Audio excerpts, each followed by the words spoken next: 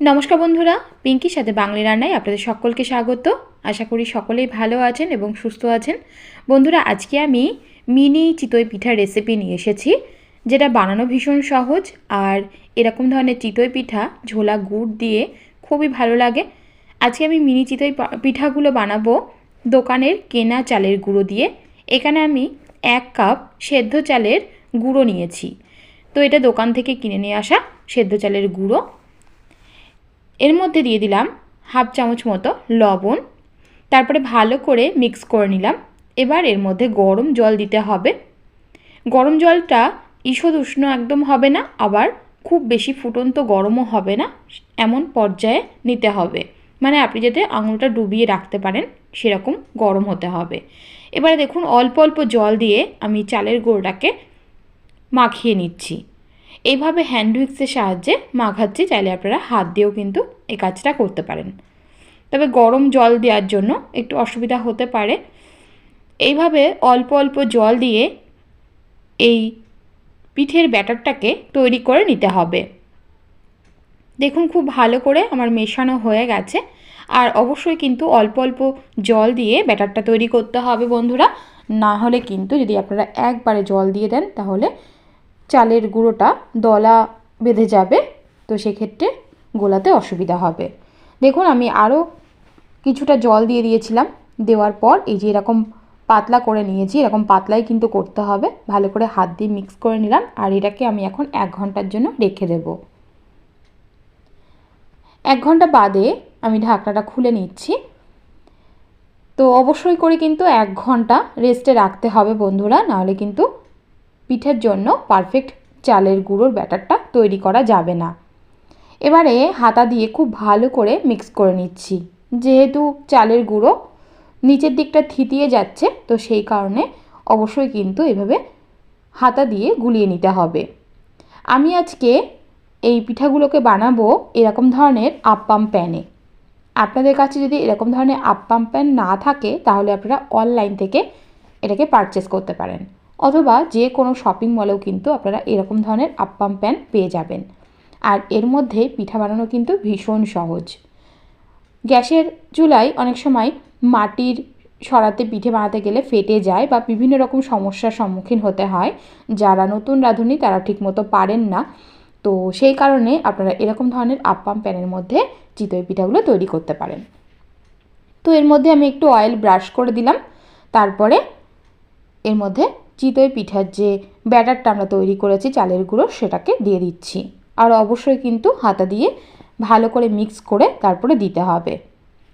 তো এই যে তেলটা দিয়েছি এটা 1 টাইমই দিতে হবে, এরপরে না দিলেও কিন্তু হবে। তো দেখুন আমার সমস্ত চিতই পিঠের ব্যাটারটা দেওয়া হয়ে গেছে। এবার আমি এটাকে ঢাকা দিয়ে লো টু মিডিয়াম ফ্লেমে 10 থেকে 15 মিনিট রেখে দেবো। আমি 10 মিনিট পরে একটু চেক করে নিয়েছিলাম, তারপরে আরও 5 মিনিট মতো রেখে এখন দেখে নিচ্ছি। দেখুন আমাদের পিঠাগুলো কিন্তু একদম রেডি হয়ে গেছে। আর কিভাবে বুঝবেন, দেখুন চারিদিকটা ব্রাউন কালার হয়ে গেছে, তো এতে করে বোঝা যাবে যে পিঠেটা কিন্তু একদম পারফেক্ট তৈরি হয়ে গেছে। এভাবে একটা চামচের পেছন দিক দিয়ে যদি আপনারা একটু হালকা করে খোঁচা দেন তাহলেই দেখবেন সমস্ত পিঠেটা উঠে আসছে। এই দেখুন আমার পিঠেগুলো কিন্তু সম্পূর্ণ রেডি হয়ে গেছে। তো এইভাবে আমি সেকেন্ড ব্যাচটাও তৈরি করে নেব। পিঠেগুলোকে তুলে নিচ্ছি। এই পিঠে আপনারা ঝোলা গুড় দিয়ে খেতে পারেন, ভীষণ ভালো লাগে গরম গরম পিঠে ঝোলা গুড় দিয়ে খেতে। আর তাছাড়া আপনারা আরও একরকমভাবে তৈরি করতে পারেন, সেটাও আমি আপনাদের সঙ্গে শেয়ার করব। তো দেখুন এইভাবে কিন্তু অবশ্যই চালের গুঁড়োটাকে ভালো করে মিক্স করে নিয়ে তারপরেই কিন্তু আপনারা ছাঁচের মধ্যে দেবেন। এইভাবে না করলে কিন্তু আপনাদের যে চালের গুঁড়োটা নিচের দিকে থিতিয়ে যাবে, তাই পিঠে একদমই ভালো হবে না সেক্ষেত্রে। তাই এইভাবে গুলিয়ে নিয়ে তারপরে দেবেন। এবারে আবার আমি এটাকে ঢাকা চাপা দিয়ে 10 থেকে 15 মিনিট মতো রেখে দেব। এইভাবে প্রত্যেকটা ব্যাচ আমি তৈরি করে নেব।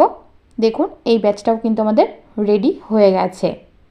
আর একটুখানি দেখুন হালকা করে খোঁচা দিলেই পিঠেগুলো উঠে আসছে। তেল দেওয়ার আর কোনো দরকার নেই, ফার্স্ট টাইমই তেল দিতে হবে একটুখানি, আর সেকেন্ড টাইম থেকে কিন্তু না দিলেও চলবে। তো বন্ধুরা আমার পিঠের রেসিপিটা আপনাদের কেমন লাগছে অবশ্যই আমাকে কমেন্ট করে জানাবেন। আর আপনারা অবশ্যই আমার রেসিপিটাকে দেখে লাইক করবেন এবং শেয়ার করবেন, আর সাবস্ক্রাইব না করা থাকলে অবশ্যই সাবস্ক্রাইব করবেন। তো এইভাবে আমার সমস্ত পিঠেগুলো রেডি হয়ে গেছে।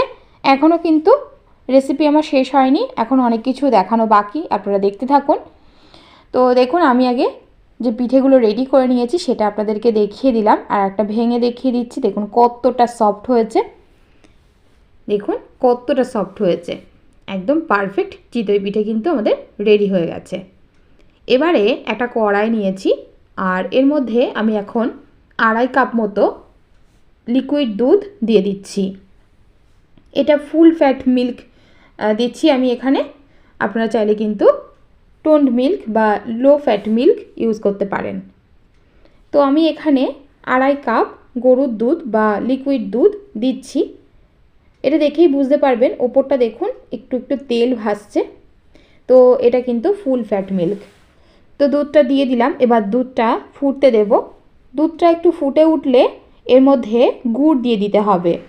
এখানে আমি 1/2 কাপ মতো খেজুরের গুড় দিয়ে দিলাম বা পাটালি গুড় দিয়ে দিলাম। এর পরিবর্তে আপনারা ঝোলা গুঁড়ো ব্যবহার করতে পারেন, অথবা আপনাদের কাছে যদি গুড় না থাকে সেক্ষেত্রে আপনারা চিনি দিয়েও কিন্তু পিঠেটা তৈরি করতে পারেন। গুড়টা দেওয়ার পর খুব ভালো করে মিশিয়ে দিতে হবে, আর সাথে সাথে দেখুন গুড়টা কিন্তু গলে গেছে। তো এইভাবেই কিন্তু দুধের মধ্যে গুড়টাকে মিশিয়ে নিতে হবে। আর এবার আমি এটাকে ফুটতে দেব, মানে দুধটাকে আমি এখন ফুটতে দেব। দেখুন বন্ধুরা, ফুটে উঠেছে দুধটা, আর ঠিক এই পর্যায়ে এসে আমি পিঠেগুলোকে এখানে অ্যাড করে দিচ্ছি। পিঠেগুলোকে দিয়ে দিলাম, আর এবারে পিঠেগুলো দুধের মধ্যে খুব ভালো করে মিশিয়ে নিতে হবে। যদি আপনারা চিনি দিয়ে এই পিঠেটা তৈরি করেন সেক্ষেত্রে আপনারা একটু এলাচ দিতে পারেন বা এলাচ গুঁড়ো দিতে পারেন, তাহলে খুব টেস্টি হবে। আমি যেহেতু এখানে খেজুরের গুড় দিয়ে করছি, তার জন্য খেজুরের গুড়ের ফ্লেভারটা রাখার জন্য আমি আলাদা করে কোনো ফ্লেভার ইউজ করছি না। আমি একটু টেস্ট করে দেখলাম মিষ্টিটা ঠিকঠাক মতো আছে কি না। তো মিষ্টিটা কিন্তু একদম ঠিকঠাক মতো আছে। যদি আপনারা একটু বেশি মিষ্টি দিতে চান তাহলে কিন্তু অল্প একটু গুড় অ্যাড করতে পারেন, বা আপনাদের পছন্দ অনুসারে গুড় এখানে অ্যাড করতে পারেন। তো দেখুন আমাদের পিঠেটা কিন্তু একদম রেডি হয়ে গেছে, ফুটে উঠেছে। আমি এখন এই ফ্লেমটাকে অফ করে দেব, আর দিয়ে 15 থেকে 20 মিনিট মতো ঢাকা চাপা দিয়ে রেখে দেব। পিঠেটা কিন্তু সম্পূর্ণ ঠান্ডা হয়ে গেছে, আর তারপরেই আপনাদেরকে দেখাচ্ছি। তো দেখুন ঠান্ডা হয়ে যাওয়ার পর কতটা গাঢ় হয়ে গেছে, আর এরকমই কিন্তু হয়ে যায় ঠান্ডা হওয়ার পর। আর এবারে আমি এটাকে একটা বোলের মধ্যে সার্ভ করে দেখাচ্ছি। আর পিঠে কিন্তু বাসি খেতে ভীষণ ভালো লাগে। আপনারা বাসি পিঠে খেয়ে দেখবেন, রাতে যদি এই পিঠে বানান সকালবেলা আপনারা খেতে পারেন ঠান্ডা করার পরে, বাসি পিঠে আর কি, তাহলে কিন্তু ভীষণ ভালো লাগবে। আর এইভাবে আপনারাও বানাবেন। আশা করি আপনাদের প্রত্যেকের আমার রেসিপি ভালো লেগেছে। ভালো লাগলে প্লিজ লাইক ও শেয়ার করবেন। চ্যানেলটা সাবস্ক্রাইব না করা থাকলে প্লিজ আমার চ্যানেল পিঙ্কির সাথে বাঙালি রান্না সাবস্ক্রাইব করে নেবেন। ভালো থাকবেন, সুস্থ থাকবেন। আবারও চলে আসবো নতুন একটা রেসিপি নিয়ে। ধন্যবাদ।